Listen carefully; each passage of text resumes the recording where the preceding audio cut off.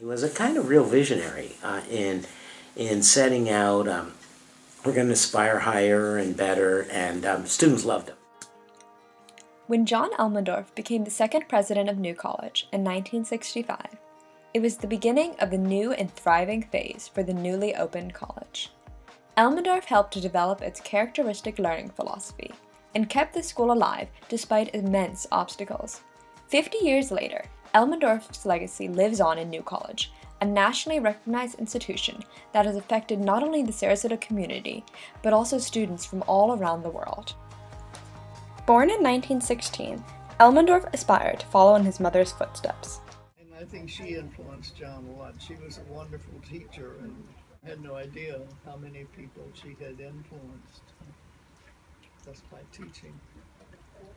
And I think that's why John became a teacher. He pursued a career as an educator, serving in a variety of different positions, including vice president of Brown University from 1961 to 1965. When Elmendorf was asked to become president of New College in 1965, his new path was clear. He said, New College can't wait. If I don't go now, there won't be a new college, but this is a perfect opportunity. When John Elmendorf came onto the New College campus in 1965, he had a big task on his hands. Elmendorf's job consisted of not only unifying the student body and bringing a more college-like atmosphere to the campus, but also digging the college out of its financial grave. New College was founded on October 11, 1960, by a group of forward-thinking individuals in the Sarasota community. Unfortunately, from its start, New College experienced many financial problems due to its experimental nature. He had, well, every president has had their own version of that tension, that issue of how free and open are we versus how much structure we have. And he inherited a pretty difficult debate over that issue. People hoped that Elmendorf's integrity and originality would bring a new age to New College, a goal he most definitely fulfilled. Elmendorf was dedicated to his job from the beginning. Already starting to work before the formal starting date, Elmendorf was determined to devote himself completely to New College. However, the obstacles to success were aplenty. There was an untested second curriculum, numerous new faculty members, and only 80 returning students compared to 93 new ones. These weights hung heavily on Elmendorf's shoulders when he officially started on September 1, 1965. Elmendorf had already begun to address the huge financial issue by acquiring a $431,000 loan from the bank. However, there was still much to be done. Despite these worries, Elmendorf had an overall positive attitude and was motivated to do the best he could for his students.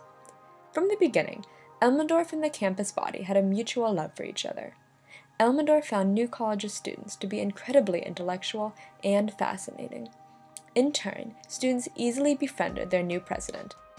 A colleague of Elmendorf said that Elmendorf had an unaffected style that won him the instant friendship of almost everyone he met. Elmendorf told his first class, "Few students have the same opportunities you have. If you reject them, you will be diminished yourself. If you accept them, you will have achieved your expectations and lost your fears. It is now your move." Elmendorf was a staunch advocate of making sure these opportunities would be present for the students. In the first 6 months of the 1965 to 1966 school year, New College became what is known as a more mature college. Teachers and students were looking to the future, planning second and third year curriculums, looking into academic freedoms, and so on and so forth. The students greeted this increased maturity with mixed feelings. For young people at the time, the 60s was a sort of revolution. Students rebelled against parents' control and regular social norms. The growing structure at the college was something that these students were reluctant to accept. It was not just the school, though, that students were wary of. Any sort of structure was anathema to them, while independence was the ideal. Students would wear unusual clothing or a lack of clothing. Sometimes they behaved in a more rash, inappropriate manner for that time. New College, which was already under severe scrutiny by the community, lost even more credibility. The people of Sarasota, Professor George Mayer said, believed that New College was a sanctuary for teenagers who suffered from some grave social affliction. As a result of this, fundraising from the Sarasota community was most definitely an even more arduous task. However, interestingly enough, Elmendorf saw his students' behavior as a display of intellect and variety. This attitude gave Elmendorf many friends. According to several staff members, students could often be seen in his office. Elmendorf also expressed a wish to just speak with his students, to learn more about them. For Elmendorf, as long as his students excelled academically, their personal lives was for the most part up to them. And excel they did.